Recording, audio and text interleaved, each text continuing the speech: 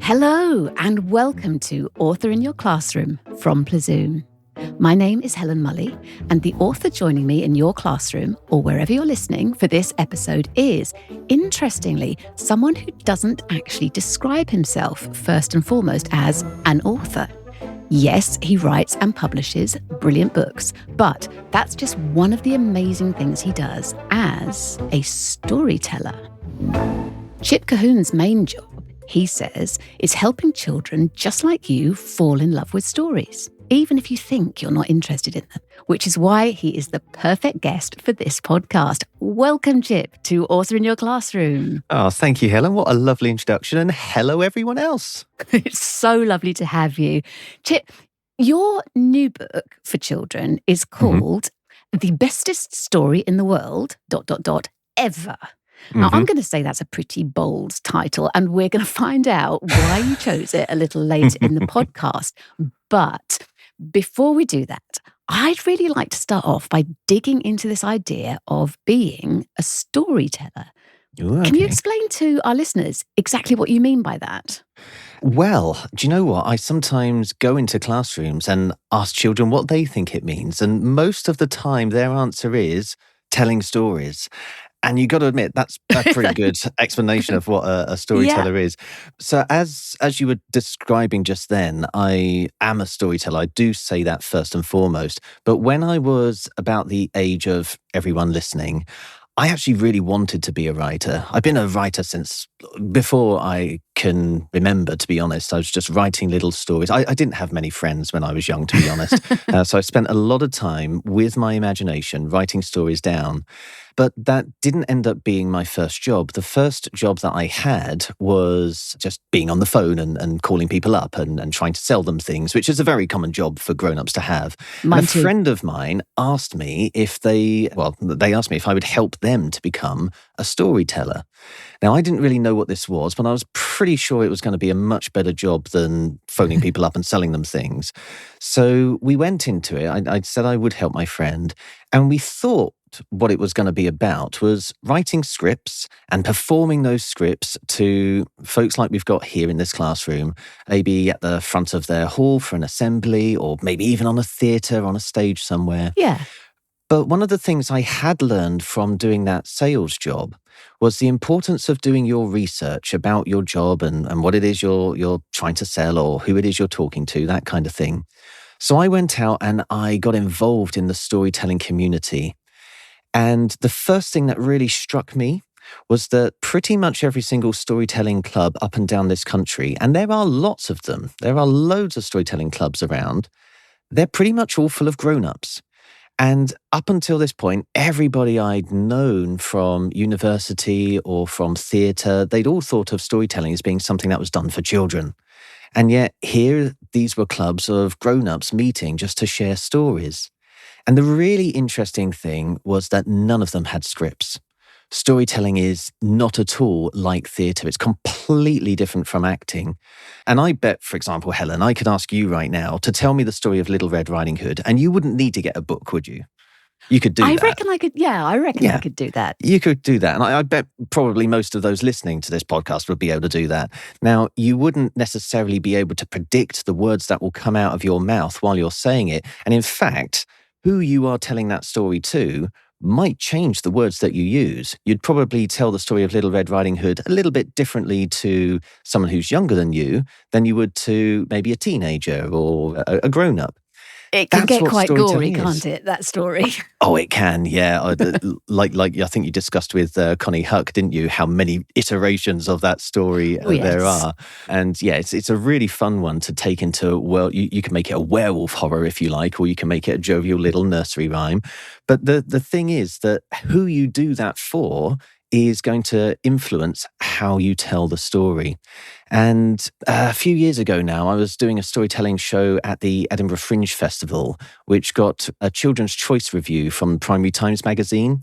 And I think my reviewer there really hit the nail on the head because she described it as sounding more like a conversation than a performance. And that, I mean, I've quoted that review so many times now because it really is the best way to think of it. When you're telling a story, you're actually having a conversation with someone about what went on in the narrative. And another way to think of it is if you know what a conductor is, right? It's those people who wave the sticks in front of the orchestra and get all of the people kind of playing the instruments and everything. Yes. Well, a storyteller is like the conductor of an orchestra because they are standing there helping everybody to stay in the right place in the story and know exactly where they are, maybe going at the right speed, the right pace, and so on. But the actual creative work is done by the orchestra, isn't it? They're the ones who are making the noise, the beautiful sounds that everyone gets to hear. And it's exactly the same if I'm in a classroom telling a story. I may be telling a story, but I'm not really creating anything. The story's been around for ages. It's already in my head. You folks who are listening, you are the ones who are actually creating the story. You're making it up in your head as you are listening to me. So you really are the most important people in the room. If you weren't there, the story wouldn't work. I think it may actually be the only art in the entire world which absolutely must have an audience. No audience, you can't tell a story.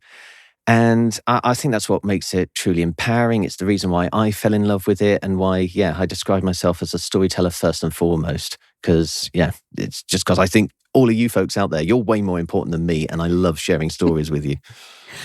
That is so interesting. But, conductors, they always seem like kind of quite special people. They've got the fancy outfit on and they stand on the podium and everyone gives them a massive special round of applause to themselves at the end. Do you think that everyone can be or even already is a storyteller? Or is it just something that only special people can do? Well, it's certainly not something that special people can do because otherwise I wouldn't be doing it.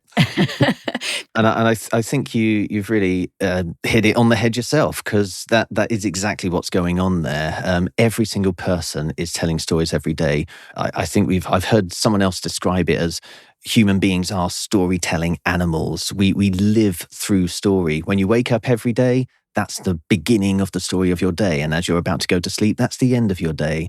We celebrate beginning and endings all throughout the year, don't we? We have Christmas as the end and then New Year at the beginning. We have the start of school, the end of school, start of summer, end of summer. So we're constantly surrounded by narrative. And whenever you are telling somebody about your day or even thinking of what you want to be in the future, you are telling stories, you're creating stories the whole time. So it really is the fabric of our existence. And the better you can get at experiencing stories, actually the better a human being you come to be. It's kind of like the driving force behind everything. If you listen to lots of stories, or maybe watch lots of stories on TV, play lots of stories in computer games, or even following a sports team, that can be a way of kind of following a narrative and getting involved in sport. Yeah.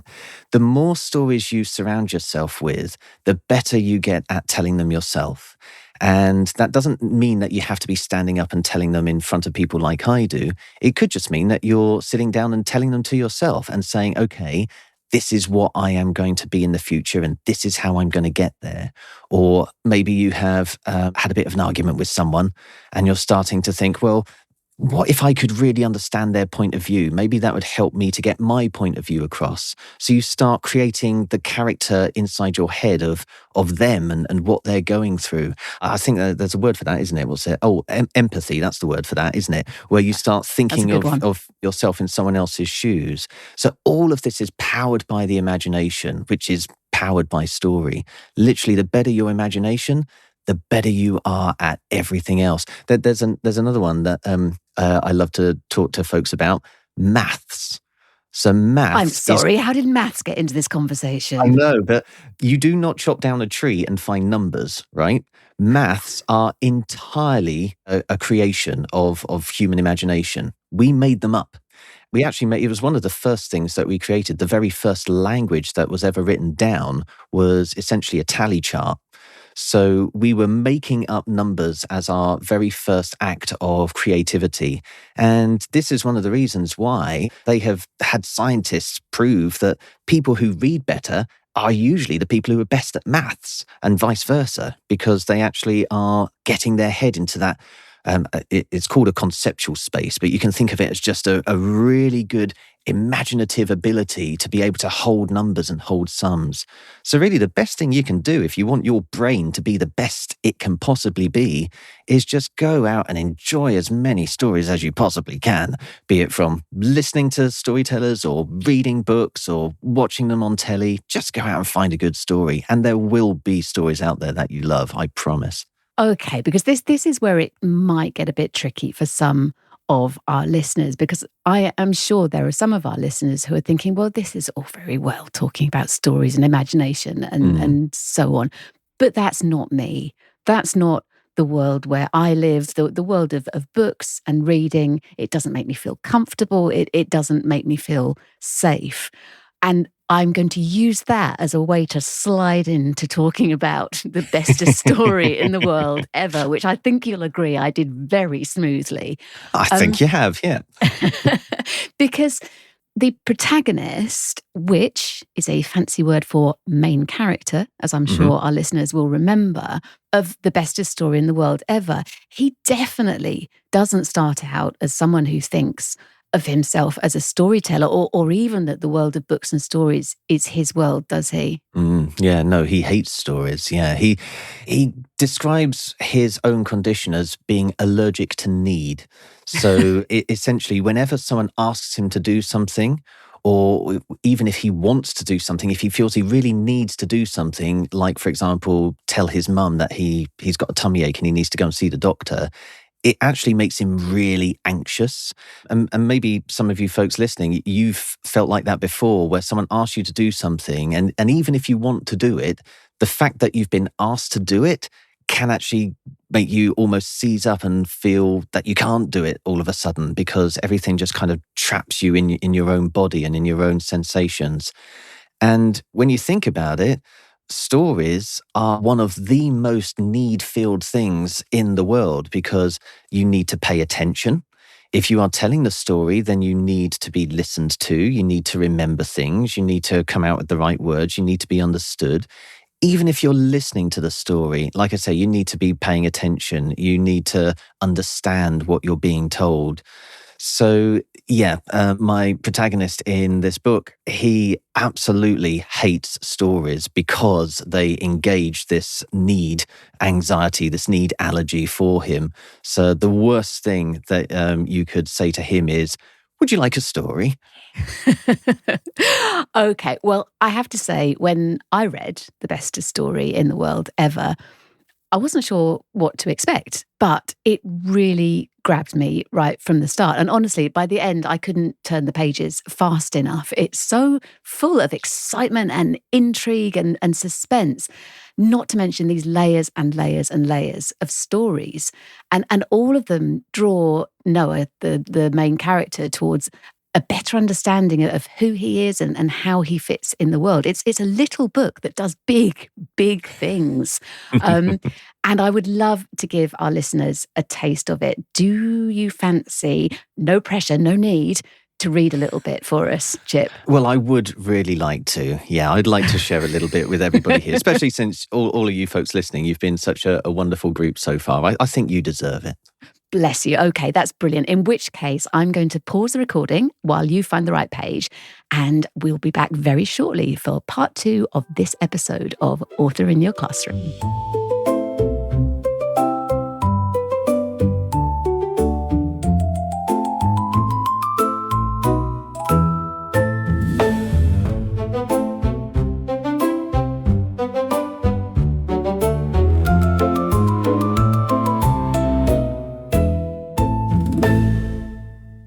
Welcome back to this episode of Author in Your Classroom from Plazoom with our very special guest, storyteller Chip Colquhoun. Chip, as promised, you are going to read an extract from your book, The Bestest Story in the World Ever. But before you do, I wonder if you could give our listeners a little bit of background information or context, if our listeners want the fancy word, to help them follow what's happening. Sure. Well, I mean, we've already spoken about how Noah has this allergy to need. And so far in the book, we've only had a chapter. And so it's just been introducing Noah and how he has to suffer every single day at school because he has this allergy. He gets into a lot of trouble because he's not talking at school. He can't talk because that's so need oriented. And he can't do what his teacher tells him. So, of course, she sends him to the head teacher's office. And really, he just wants everybody to see that he is actually a nice person. He does want to make people smile. He wants to be a positive impact in the classroom. And in the first chapter, he discovers an opportunity to do this. There's going to be a Young Inventor of the Year prize awarded in 1 week's time. And the head teacher has subtly dropped the hint to him that, she knows that he's really good at designing apps on a tablet. So he thinks if he can design the bestest mobile app in the world ever, there's a good chance he'll win that competition. And yeah, everyone will see that actually he is a decent human being able to put smiles on people's faces. So he's got into his bedroom. He's got his tablet in front of him. He's stayed up late into the night after all the others in his household have gone to sleep. And he's trying to come up with this idea. And an elf has appeared in his bedroom. Of course it has. Yeah, of course it has. And this elf has said that he wants to tell him a story. Now, we've already discussed, haven't we, Helen? We've already discussed how if you have the kind of anxiety that Noah has, the last thing you want is a story. And in fact, right at the start of this extract, what Noah is trying to say to the elf is, I don't want a story. I really didn't. I had an award-winning mobile app to design. Are you sure? He said. I can tell a story about anything you like, honest to promise. Robots, chocolate, dinosaurs, robots riding chocolate dinosaurs. I felt a scream coming along big enough to blow off my ceiling, so I quickly chucked myself onto my bed and pushed my face deep into the duvet. After roaring like a T-Rex into the covers until my throat felt like a T-Rex had ripped it out, I grabbed my tablet and stared at it from about a centimetre away. Maybe melting my eyes with the light from the screen would make this strange little man realise he should leave me alone. Ooh, he said, I know a story you'd love. A story with bugs in it. I don't want a story, I yelled, tapping my tablet hard with each word until I'd opened 4 random apps. Ollie sighed. Okay then. Well, in that case, I won't tell you the story about Zach, the prince from a distant time who needed a hearty host of giant bugs to save him from a heartless Hulk. Zach didn't think he needed help, though, because he began that story with almost everything you'd expect a prince to have. Fine clothes, stylish hair, rock-hard muscles, and enough money to buy almost anything he wanted. However, notice how I said he had almost everything? Even Zach knew he was missing something, or I should say, someone, who would be hugely important if he was ever to rule the kingdom one day. And that was? A wife, a princess to love, who would one day rule with him as queen. So, right at the start of this story, Prince Zach rode his horse from kingdom to kingdom until he met Princess Zoe. Zach really liked Zoe, and luckily she liked him too. So, with her sitting behind him on the saddle, Zach rode straight home. But that was when he made his mistake. You see, the straight route home took him through the garden of a giant. Not just any giant either, but a mean, mighty, magical Hulk. A Hulk who really didn't like trespassers in his garden.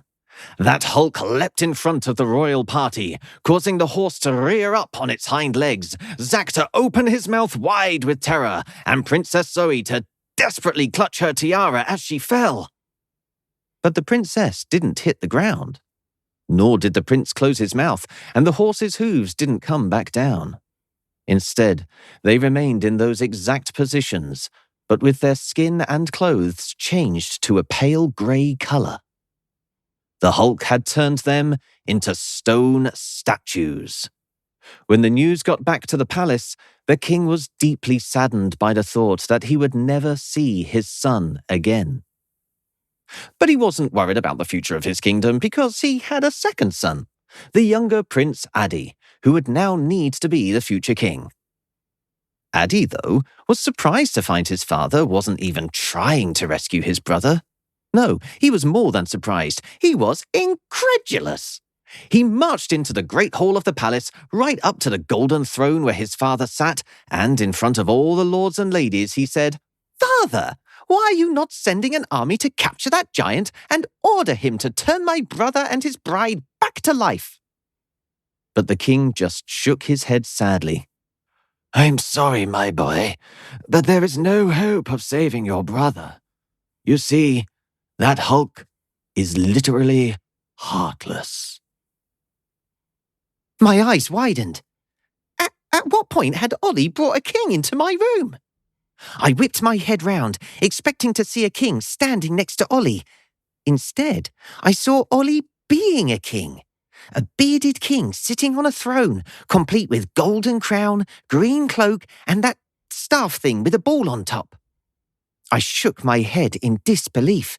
The king really had sounded like a completely different person. Oh, don't stop. Oh, you've stopped. Oh. I mean, we don't have time to go too far into it, do we? No, I suppose not. Okay, so first of all, that was definitely storytelling.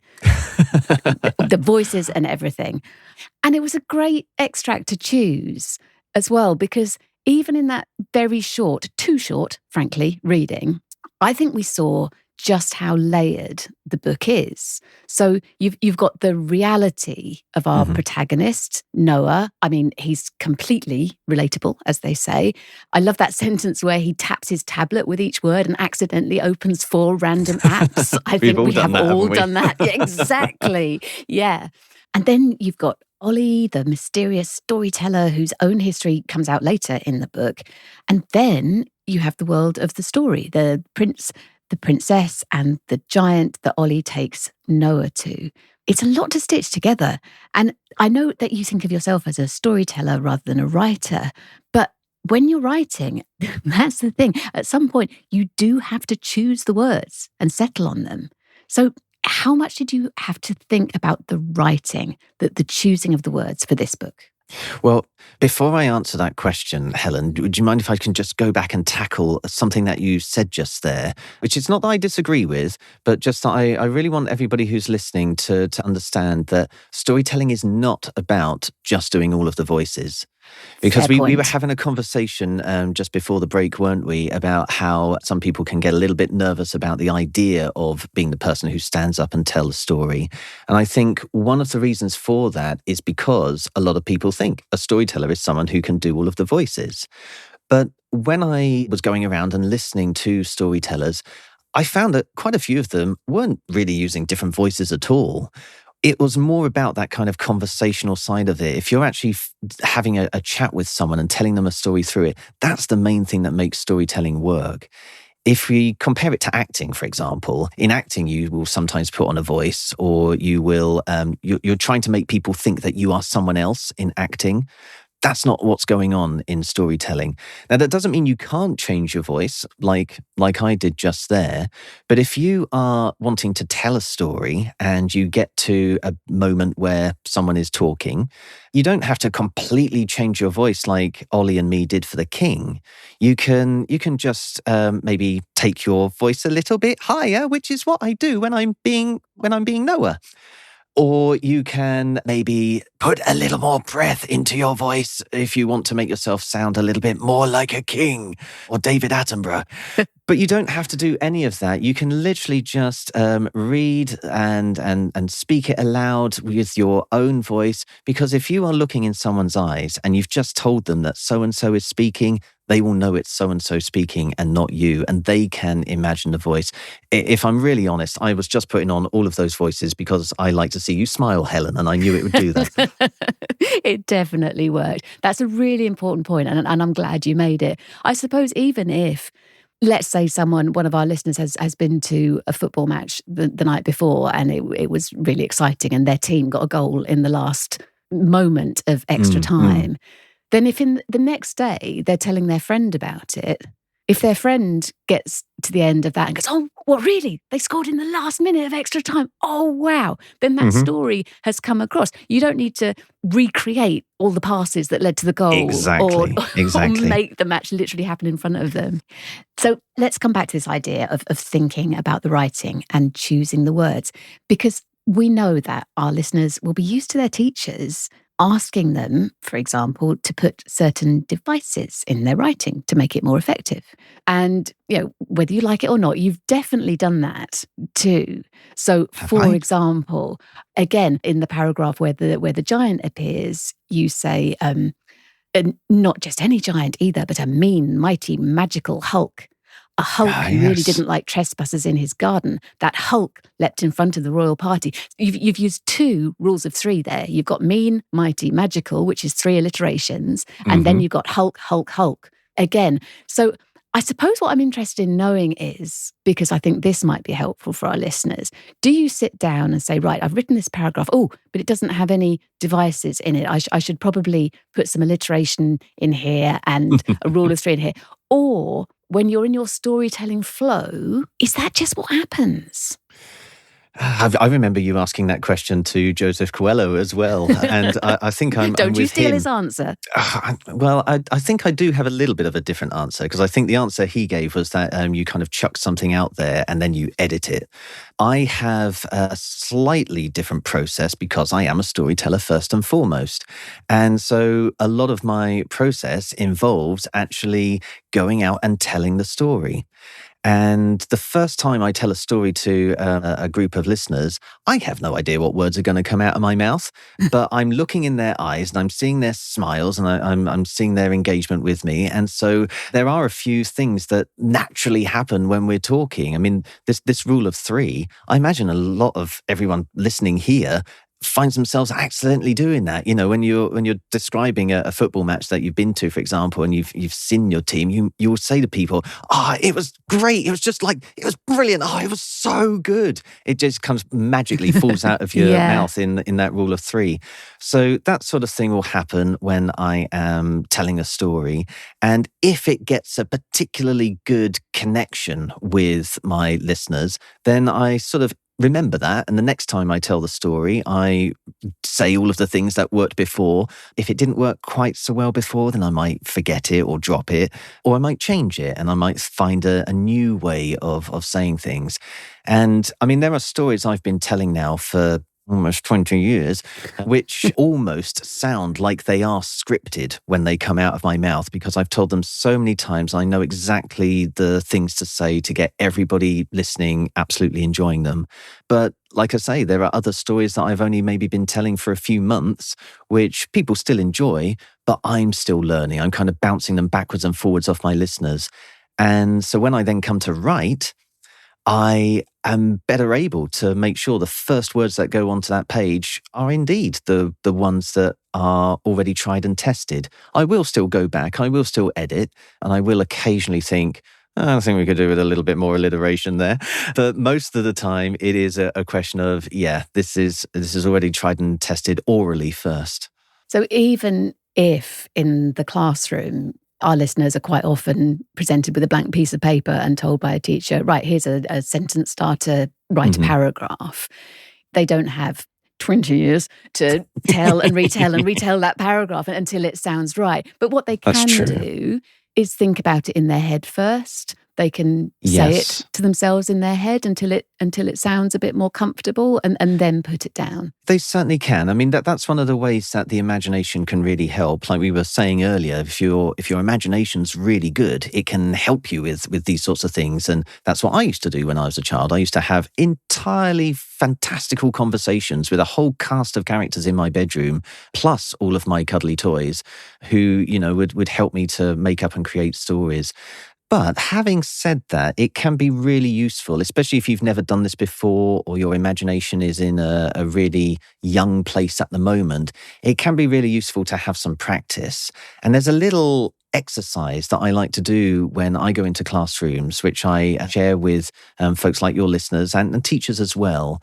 And you can do this in a playground, or if you're really lucky, you can flutter your eyelids at your teacher and get them to allow you to do this exercise in the classroom before you do any writing.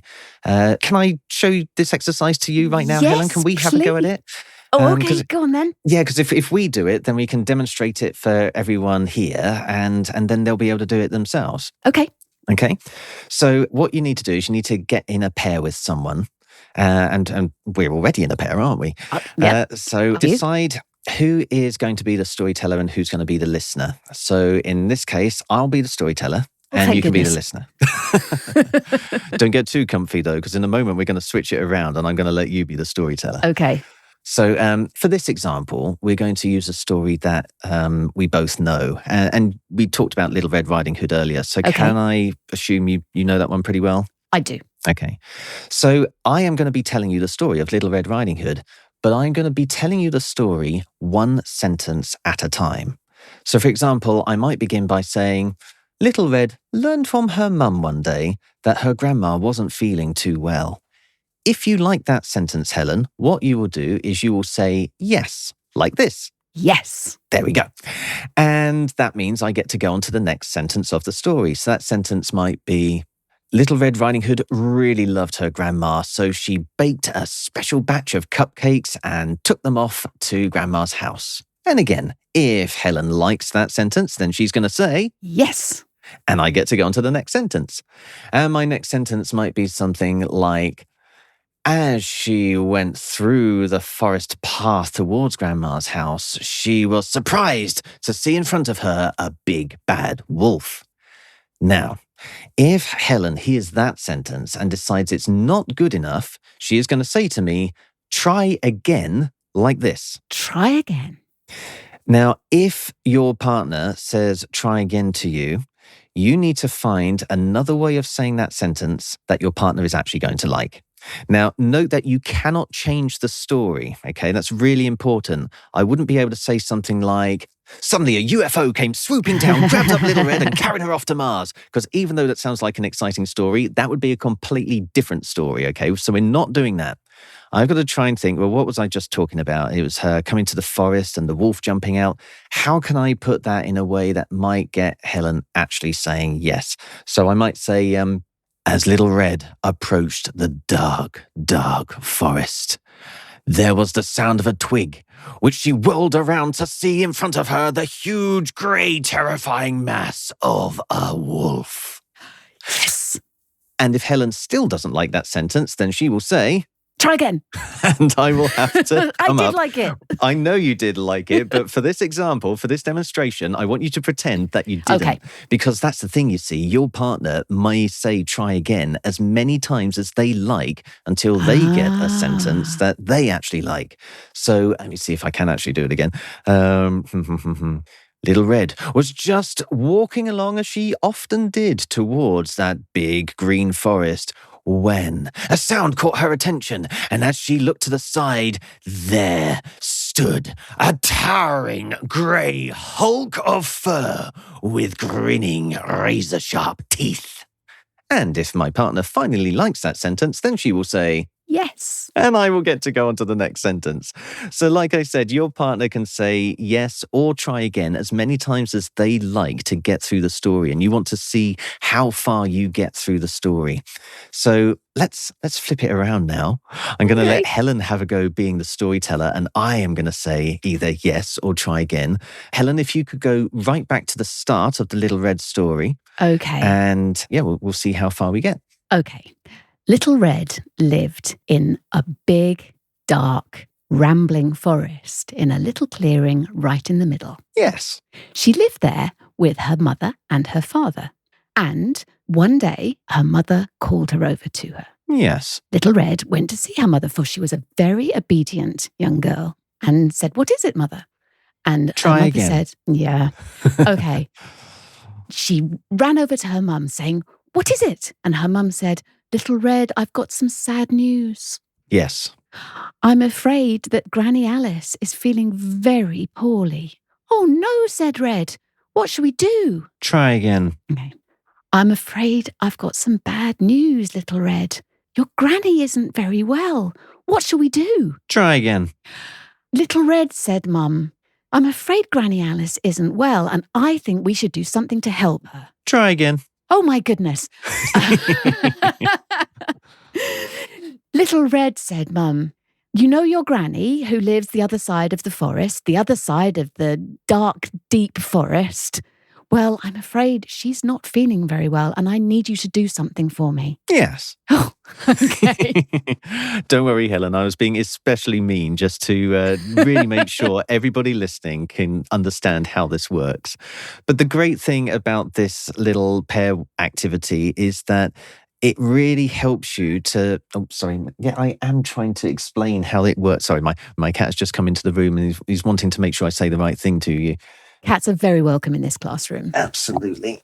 So as you are telling sentences the same way, or rather the same meaning of the sentences, but in a different way, you are gradually finding the words that your partner really likes. And you'll probably find that it gets easier to get yeses out of them as you go through the story, because you really tune in to what your partner likes to hear and the way they want to hear the story.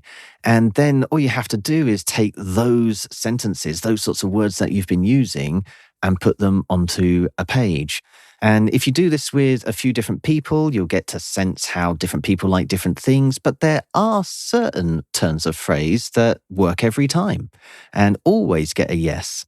You'll also find that teachers, this is a note especially for you, you don't just have to do this with a story that you already know. You can do it with stories that you are making up. You can do it with non-fiction reports. You can do it, you can do it with a story that is a published book. You know, you could actually read Kensuke's Kingdom one sentence at a time and see if you can practice coming up with your own words. See if you can come up with something. I know this is raising Helen's eyebrows. See if you can improve on Michael Morpurgo. See if you can improve on Michael Morpurgo. It might be possible. You never know. Maybe do it with my book just to be safer in the first instance. And yeah, it's just a really great way of using oracy to prepare. And because you will, and I promise you, you will start to naturally attune yourself to the words that seem to work every time, you'll then actually find it easier when you do have a blank page in front of you. You've got that teacher bearing down on you and telling you that you're not allowed to talk to your friends, but you still need to put some words down on the page that are going to make someone smile. I can see just how useful that exercise would be. And I love the fact that it's something that everyone listening can just do. They can do it in the classroom as part of a lesson, or as you say, it's just a really fun game for the playground or when you're walking home or whenever. Just flexing those storytelling muscles, I suppose, just like you do exercises to make you stronger. Certainly. Yeah, absolutely. We are running close to the end of our time together, and there's still a few more things I want us to talk about. I know I could sit here and talk to you all day, but apparently I'm not allowed. So before we wrap up, I would just like to remind all the grown-ups listening that we do produce a free resources pack to go with every episode of Author in Your Classroom, so that children can take what they've heard and use it to create their own amazing writing. You can find all the packs, including the one for this episode, at plazoom.com, and details are in the episode notes. Okay, so Chip, I'm just going to pause the recording again for a moment so that everyone can write plazoom.com in their notebooks or on the back of their hands, and then we'll be back to chat some more. Wonderful.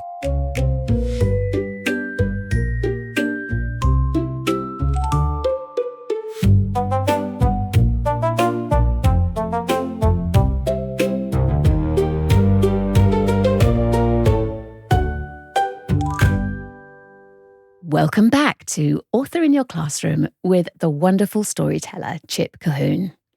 Chip, we have talked a lot, obviously, about stories and storytelling in this episode, but there's one question which we've kind of brushed around, but I don't think we've looked it square in the face and asked it properly. So I'm going to put you on the spot now and ask you the big question. Oh, okay. Why does it matter whether we tell and share stories or not? Why does it matter? Yeah. Oh, well, I mean, I don't think it's possible to not tell stories. But If we go back, say, 40,000 years, then, I mean, I know that's a strangely specific number, but that was around about the time when, if you'd been alive, you would have not just been the only type of cave person.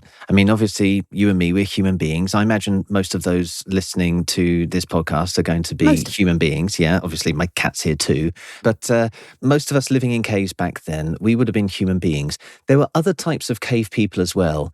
A really famous one that listeners may have heard of is the Neanderthals. You may even have been called a Neanderthal by your teacher. If that's true, I promise you, you are not a Neanderthal because they're all extinct now. They've gone the same way as dinosaurs and dodos.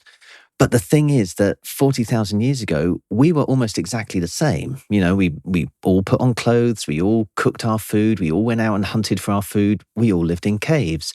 The only thing that scientists have found to be different between us and all those other types of cave people is that we told stories.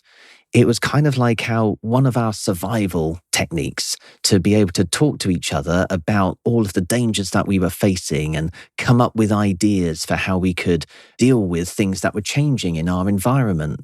And when that happened on a massive scale in the Ice Age that was around about 40,000 years ago, these stories are actually the reason why we survived, and all those other types of cave people, they went extinct. Stories have kept human beings alive for 40,000 years.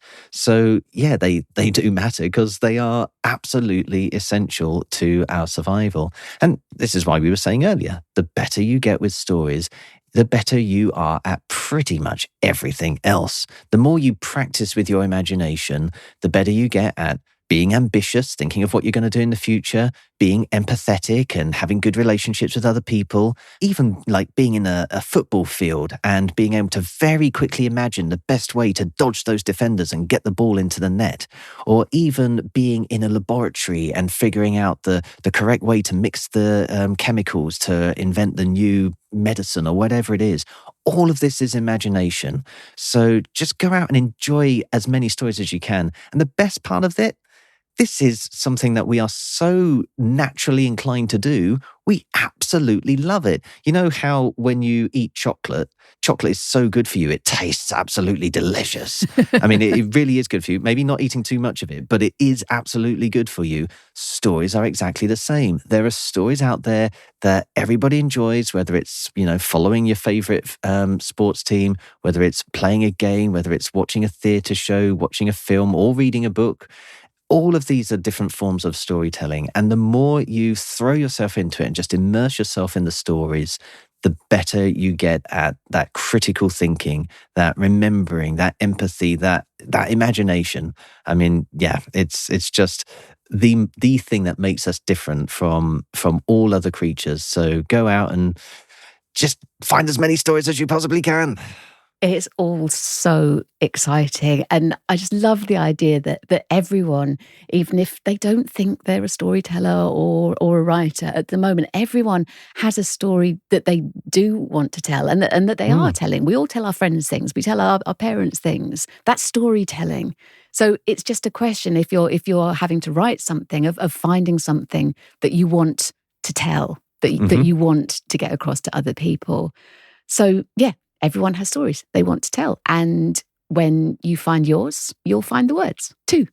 That's right. Chip, that's absolutely right. Thank you, Chip. Thank you so much for coming onto the podcast and being such an inspiration. I think your storytelling message is amazing. I really hope our listeners have been as excited and captivated by it as I've been. And honestly, I cannot recommend the book enough. The Bestest Story in the World, ... ever. It would make a fantastic whole class reading book, as well as being a great choice for story lovers and story phobics alike, I reckon. Thank you. And do you know, we are actually having a special deal at the moment for everybody who is pre-ordering this book to actually have me come and physically be there in your classroom with you. So sort of like turning this from a podcast into a podcast. Does that work?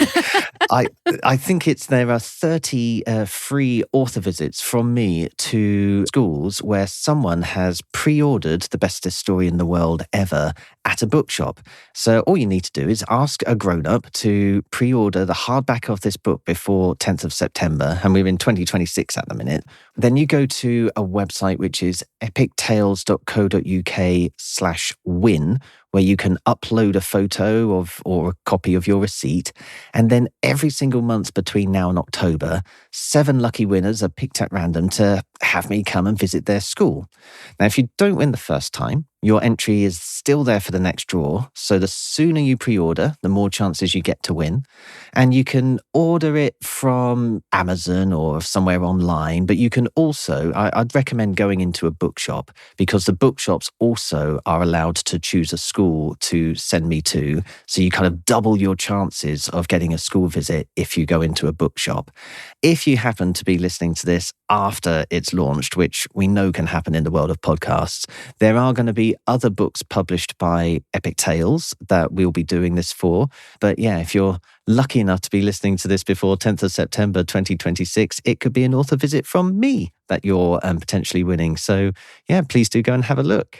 There you go. And I think, listeners, you'll agree, having heard Chip on this podcast, that having him in your classroom live with his cat-patterned shirt right in front of you would be a fantastic thing to happen. So I thoroughly recommend go out and visit a bookshop. There's no nicer place to be than a bookshop. Absolutely.